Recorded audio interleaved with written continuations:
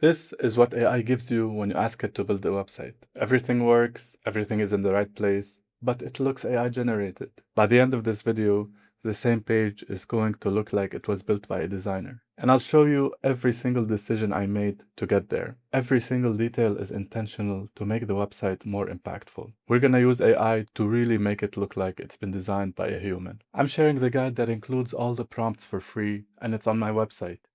My name is Jad. I've been a product designer for over 10 years, and my mission right now is fixing the slop designs I see everywhere.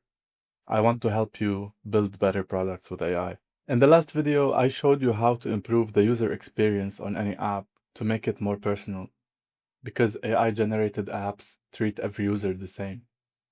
Today, I want to show you how to transform a generic AI-looking website into something that looks human-made. Here's the biggest problem. AI generates a design with no decisions in it. When AI designs a website, everything gets equal weight because the model has no reason to make one thing matter more than the other. It defaults to safe, even, and balanced, because balance is the average of every design it was trained on. Now, character comes from a human deciding what to highlight on the page, what the hierarchy is. AI doesn't make those decisions intentionally, unless you force it. So, here's how you force it. This is the guide that I'm going to be using. I made it completely free and you don't need to sign up to anything. It's right there on my website. The prompts in this guide are universal, so they need some decisions from you. And I'm going to show you how to make each decision so that you can customize the prompts for your own website. And if you need help to make those decisions or to make sure that the code is production ready, this is also a service that we provide. You can submit your project on my website and you'll get the custom prompts with human decisions. All right, we're fixing a landing page from start to finish, and I'll explain every decision I make. Let's go. Last video, we worked on a project management platform called Nimbus. I generated a landing page for that product with AI. This is what the landing page looks like. It works, nothing is broken, but it does not do its job of converting people. And it obviously looks AI generated. The whole page is flat and centered from top to bottom. It feels like a template, there's no rhythm or hierarchy, no argument or signature, and a lot of things are missing from the website. Really, nothing here is going to make an impact on the visitor. It has a consistent problem across the whole page, and the problem is that nobody made a decision. So I'm going to make a few decisions to make this website more human. The first decision is not visual, it's the message. And I always start with the text. So I'm going to copy the first prompt from the guide and I'll start customizing it. So right now it says manage your creative business at the speed of thought. And it's not badly written, but it's a promise about speed. And speed is what every single tool claims now with AI. It's vague and it doesn't tell me what actually changes in my day-to-day using this app. So now I want you to go back to your product or whatever your website is selling and ask yourself, what's the real value and differentiator? And when I look at my app here that I'm selling, the value isn't really speed. AI just assumed that. What it actually does is pull your projects, your clients, and your contracts and your cash flow into one place, and that's clarity. And for someone running their own business, clarity is worth more than speed. Speed's actually the opposite of clarity because it adds doubt, but clarity increases trust and adds a feeling of relief. So we're gonna work on the emotion and the clarity that is a tangible thing that you can promise. That's the decision you have to make to customize the prompt. The guide gives you the universal direction to sharpen the message, but the decision about what your product is, that's the part that you have to do.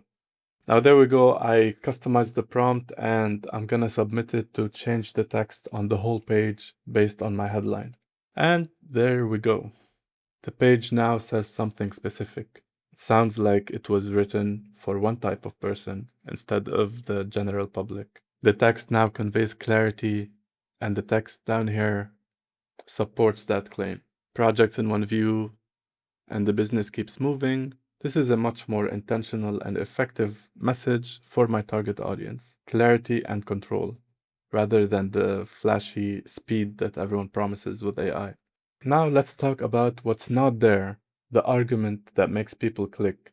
This page is missing a lot of things. So I'm gonna jump to my third prompt in the guide for building an argument. And by the way, you don't have to use all the prompts from the guide. You can use only the ones that apply to you.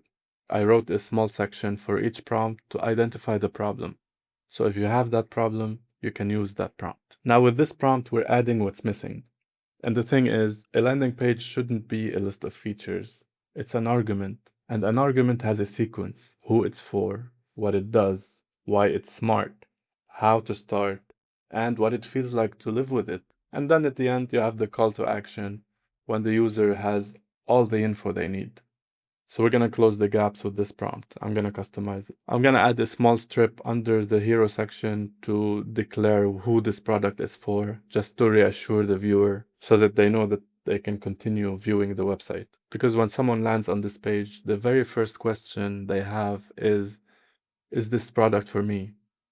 And I want to answer this question right away. While I'm building this, I'm also setting the rhythm for the whole page to follow. Every section gets a small uppercase label above the heading, like a chapter, with some supporting text. That way the viewer can always know where they are while they're scrolling. All right, here's the customized prompt. You can pause here to read it if you want. I'm gonna submit this and see what we get. And there we go. Now the page has a real argument. The hero is clear, then who it's for to grab the attention of the right people, then what it does, and how it's smart, then how you start step by step, which is very important, plus what it feels like to be using this product. So this is the most relatable section. Everything here is intentional. And finally, the call to action at the end. Now that the viewer has all the info in a clear flow, they can confidently click on that button. And those small labels will give the website a rhythm that the users will feel while they're scrolling. When it's structured like this, the visitor will feel easy while browsing and compelled to click that button. Now let's get back to the hero section. It's the most important part of the website. That's what people see first. I'll go to the second prompt in the guide and I'll copy it and then I'll customize it. Okay, so in my website right now, the image is very centered, and that's not wrong exactly. Many great websites have a centered layout, but this one is centered by default, not by choice. So we're gonna have to make an intentional choice here. Now we broke the symmetry a little bit with the previous prompt, but I want the product to be on the right side and I want the text to be on the left. Because I'm selling a product here, so I want it to be very visible and the first thing you see on the website. The other thing that's bothering me in the hero section is the product screenshot. It's a proof that the product exists, but it's not a proof that the product does anything. So I'm going to add some styling to it to tilt it a little bit, and then I want to pull out two small cards out in front of it. And I'm being specific about which two cards to pull out, and that's a decision I'm making. I want one to show the revenue numbers and another one to show the AI features, because the first one will appeal to freelancers and the other one demonstrates the most powerful features we have. And these two cards are not going to be just for decoration. I want the visitor to see these two snippets in the first 2 seconds they land on the website. I'm also going to add a small row of avatars underneath the line of copy and maybe under the call to action button, because I need some social proof here, and this is what makes the button clickable. All right, here's my customized prompt. I defined the composition of the hero and I added social proof and two small cards to pull out in front of the image. Let's submit and see what we get. And there we go. Now it feels much more alive. The promise leads on the left side and with some social proof, which will make the button more clickable. And the product on the right side, and it's visibly doing something instead of just existing. Now I wanted these two cards to be overlapping the image, so I'm gonna ask for some more changes. There, I described what I want. Let's see what we get.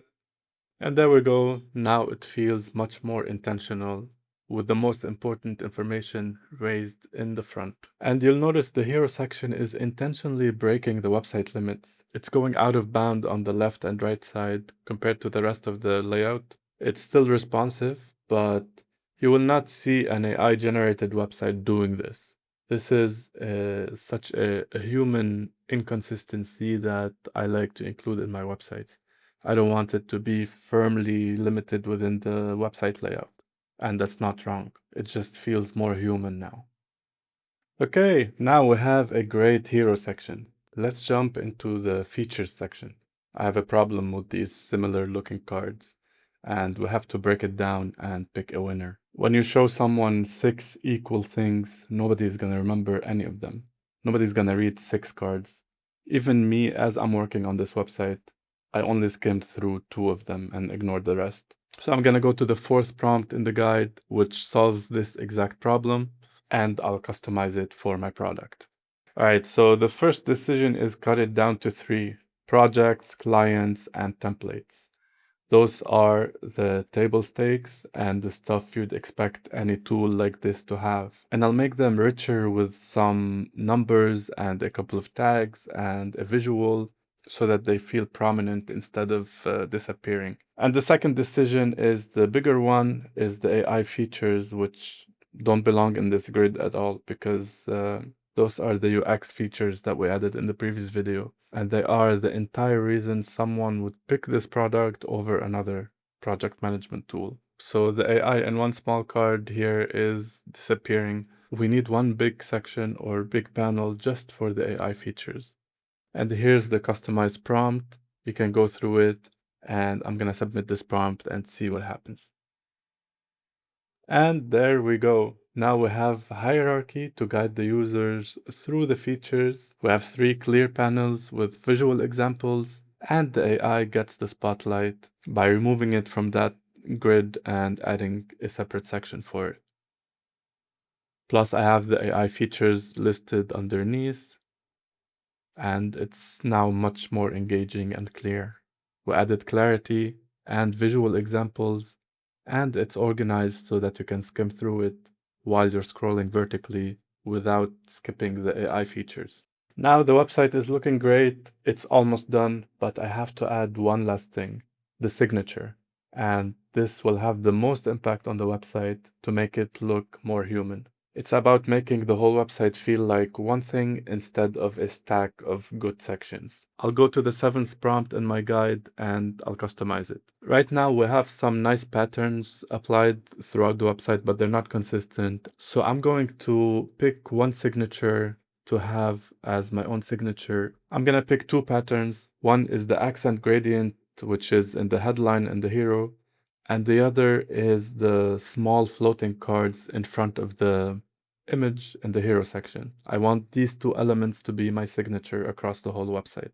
And that's it, just 2 elements, because the signature only works if it repeats. So adding new elements in every section will look busy. So I'm repeating the same 2 moves to make the page feel more like it's been designed by a human designer. And by the way, that's the thing that AI never does on its own.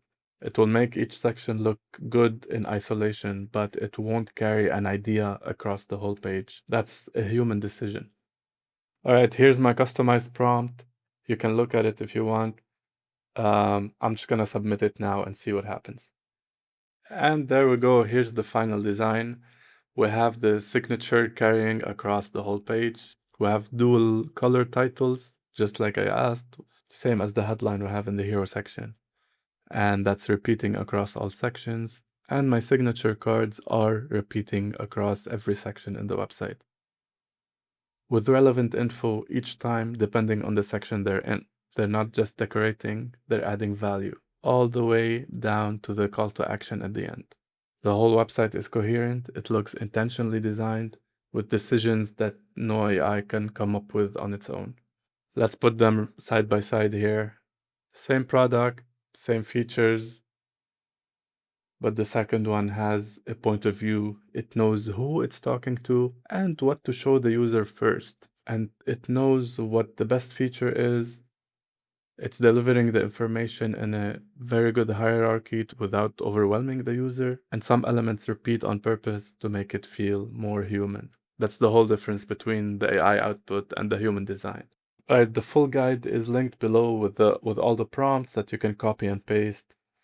And of course, make sure you customize them on your own for your own product. And if you have an AI-generated product that needs a designer's touch, submit your project on my website. I'll look at your specific UI and I will write the custom prompts to fix it for a small fee, depending on the size of your website. And if you need help with the code to make sure that it's secure and reliable, my friend Taz is a software engineer and he will audit your code and give you the fixes.